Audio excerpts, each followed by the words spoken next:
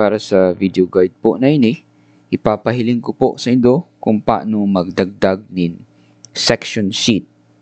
Okay? Inot, syempre, bubuksan ta ang folder kung saan nakalaag ang sa tuyang TFCA.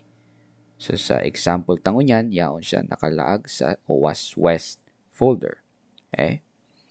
Ang pangalan halimbawa kan school ta ay Alpha Elementary School. So, double click tang mo niyan ang TFCA kan Alpha Elementary School.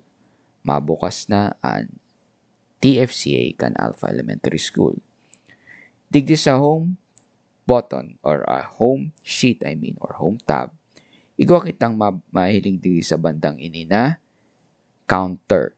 Okay, anong ibig sabihin ka ini? Kung kamo po ay naka Office 365, magagana ang counter na ini, maaser ini.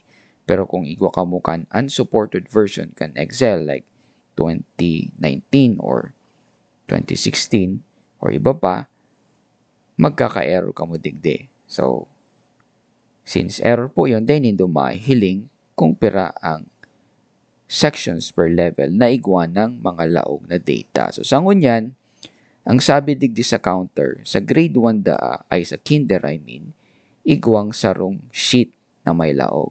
Okay? May laog yan. Base duman sa previous guys na pinag-demonstrate.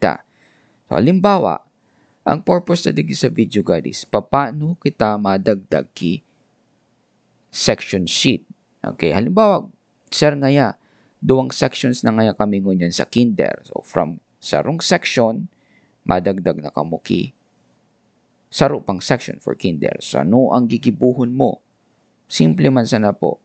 Tigdi sa bandang ini, mahiling mo may K1, 2, 3, 4, 5, 6, S na mga buttons. Pipinduton man sana po. Tabi nindo ang letter K para madagdagan ang kinder section. Number 1 para madagdagan ang grade 1 section and so on and so forth hanggang sa grade 6. So, since ang idadagdag ta po sa demonstration na ini ay sarong section sa kinder, and therefore, kiklik ta lang po ini. Okay? Add kinder sheet ang nakalag, diba? So, click ta po. Dagdagan na kita ki kinder sheet.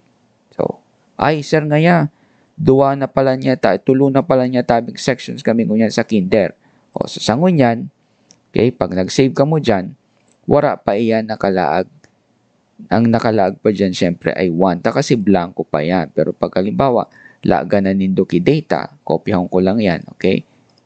So, duwa na ang may laag, di ba? Kinder 1, kinder 2, dapat digdi makalag 2 naman. So, number of sections per grade level, 2 ang igwang 2 sa kinder dahil 2 sheets ang may laog, okay? Ay, sir, igwa pa pala niya tabi, tulo na nga tabing sections pala ng kinder. So, i-click lang dito tabi ang letter K digdi. Madagdag na ang kinder sheet. Pero since wala pang laag, di pa siya digdi mag-register. Once na nag-lag na kamuk information dyan, saka na lang po siya digdi dyan ma-register. So, try taman, giraray.